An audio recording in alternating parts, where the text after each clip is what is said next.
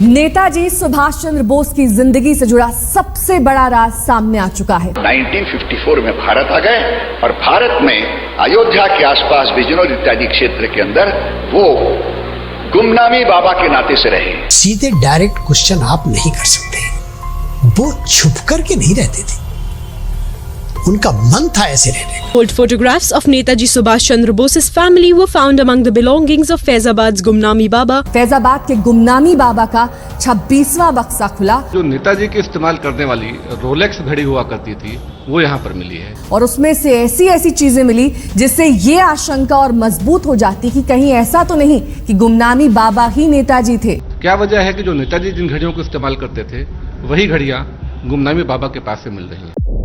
एक ऐसा इंसान जिससे पूरी ब्रिटिश हुकूमत थर थर कांपती थी, एक ऐसा शेर जिसने देश से बाहर जाकर अपनी खुद की फौज खड़ी कर दी। लेकिन 18 अगस्त 1945 को अचानक एक खबर आती है ताइवान से। Report prepared by Japanese government confirming that Netaji Subhash Chandra Bose did die in a plane crash in Taipei on August 18th, 1945. और दावा किया जाता है कि उस क्रैश में नेताजी सुभाष चंद्र बोस की मौत हो गई। पर रुकिए, क्या यह वाकई एक एक्सीडेंट था या फिर इतिहास की सबसे बड़ी सीक्रेट एग्जिट? इसी घटना के तुरंत बाद ब्रिटिश इंटेलिजेंस और अमेरिका खुफिया एजेंसी यानी CIA मान रही थी कि यह प्लेन क्रैश सिर्फ एक नाटक है। कई साल बीत गए, सरकारें बदल गई, लेकिन इसी सवाल का जवाब कभी नहीं मिला कि नेताजी आखिर कहाँ गए। और फिर साल 1985 में उत्तर प्रदेश के फैजाबाद में एक रहस्यमय साधु की मौत होती है जिन्हें लोग गुमनामी बाबा कहते थे। जब पुलिस और प्रशासन ने उनके कमरे के संदूक खोले तो वहां कुछ ऐसा मिला जिसने देश के बड़े बड़े अफसरों के होश उड़ा दिए। उसी बंद कमरे में नेताजी के परिवार की वो निजी तस्वीरें जो सिर्फ बोस परिवार के पास थी, आजाद हिंद फौज यानी INA की यूनिफॉर्म मिली और हाथ से लिखे वो सीक्रेट लेटर मिले जो सीधे दिल्ली के सियासी गलियारों की तरफ इशारा कर रहे थे। तो आखिर 1945 में ताइवान के उस रनवे पर असल में क्या हुआ था? क्या नेताजी सच में उस आग में जल गए थे या फिर वो एक गहरी साजिश के तहत अपने ही देश में एक गुमनाम परछाई बनकर जी रहे थे? तो दोस्तों, आप सभी का स्वागत है एक बार फिर से मनी मोटिवेशन में। आज हम इतिहास की उस सबसे बड़ी हिस्टोरिकल मिस्ट्री की फाइल खोलने जा रहे हैं जिसे दशकों तक फाइलों में बंद करके दबाया गया। जब साल 1999 में जस्टिस मुखर्जी कमीशन की टीम जांच करके ताइवान पहुंची तो वहां की सरकार ने एक ऐसा लिखित जवाब दिया जिसने जापानी थ्योरी के परखच्चे उड़ा दिए। आखिर ऐसा क्या था उस रिपोर्ट में? चलिए इस पूरे सस्पेंस को परत दर परत अनपैक करते हैं।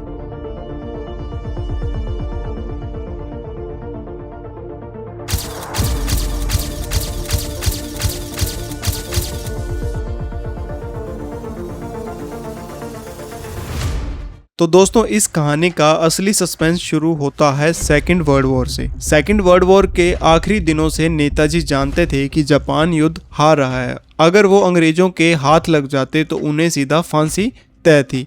इसीलिए उनका असली प्लान यही था कि किसी तरह सोवियत यूनियन यानी रूस पहुंचना। जापान ने दावा किया कि 18 अगस्त 1945 को ताइहोकू एयरपोर्ट पर उनका प्लेन क्रैश हो गया। लेकिन अब गौर से सुनिए, इस पूरे क्रैश की ना तो कोई ऑफिशियल डेड बॉडी मिली, ना कोई तस्वीर सामने आई और ना ही नेताजी का कोई डेथ सर्टिफिकेट बना। यहाँ तक कि मिलिट्री हॉस्पिटल के रिकॉर्ड में भी उनका नाम गायब था। इसलिए जब साल 1999 में मुखर्जी कमीशन ने ताइवान सरकार से आधिकारिक डेटा मांगा तो ताइवान ने साफ कह दिया कि 18 अगस्त 1945 को उनके पूरे आयरलैंड पर कोई प्लेन क्रैश हुआ ही नहीं। यानी वो क्रैश सिर्फ एक स्मोक स्क्रीन था, एक मनगढ़ंत कहानी ताकि नेताजी को सुरक्षित रूस से निकाला जा सके। लेकिन अगर नेताजी वहाँ बच गए तो वो भारत वापस कब आए?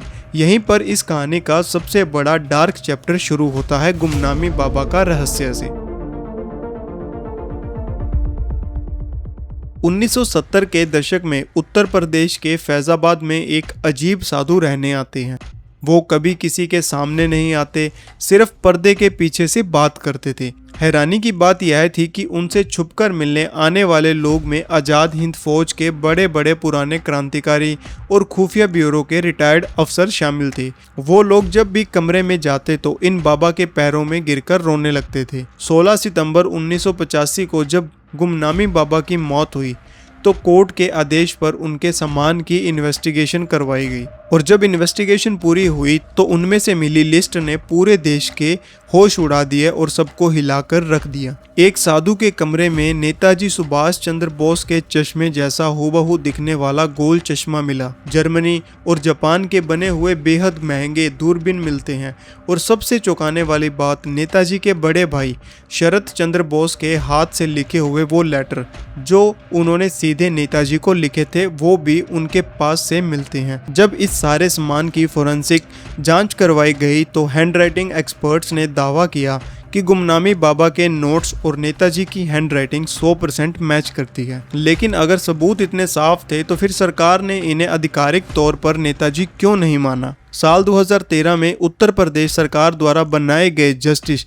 विष्णु सहाय कमीशन ने अपनी रिपोर्ट में यह माना कि गुमनामी बाबा कोई साधारण साधु नहीं थे। वह पूरी तरह नेताजी की तरह सोचते और उनके ही जैसे दिखते थे। लेकिन अंत में पुख्ता सबूत ना होने की बात कहकर फाइल को बंद कर दिया जाता है। आज भी भारत सरकार की कई ऐसी टॉप फाइल्स हैं जिन्हें क्लासिफाइड रखा गया है। सरकार का आज भी ऑफिशियल स्टैंड यही है कि इन फाइल्स को पब्लिक करने से दूसरे देशों के साथ भारत के राजनीतिक रिश्ते खराब हो सकते हैं। लेकिन सवाल आज भी लोगों के मन में ये है कि अगर नेताजी 1945 में चले गए तो 1985 तक फैजाबाद के एक कमरे में उनकी निजी जिंदगी के निशान क्या कर रहे थे और वो कौन सा सच है जिससे आज भी दिल्ली का सिस्टम डरता है। दोस्तों, यह कहानी सिर्फ एक नायक के अंत की नहीं, यह कहानी है उस देशभक्त की जिसने देश की सियासत के लिए अपनी पहचान तक को गुमनाम कर दिया। आपके हिसाब से नेताजी का असली सच क्या था? क्या वो वाकई में 1945 में हमें छोड़ गए थे या फिर सिस्टम ने उनके सच को हमसे जानबूझकर छुपाया? कमेंट बॉक्स में आप अपनी राय जरूर बताइएगा। और दोस्तों, अगर यह सीक्रेट फाइल आपको इन्फॉर्मेटिव लगी तो इसे लाइक और शेयर करके मनी मोटिवेशन को सब्सक्राइब करना ना भूलें। मिलते हैं आपसे अगली एक और डीप एनालिसिस इन्फॉर्मेटिव वीडियो के साथ। तब तक के लिए जय हिंद, जय भारत।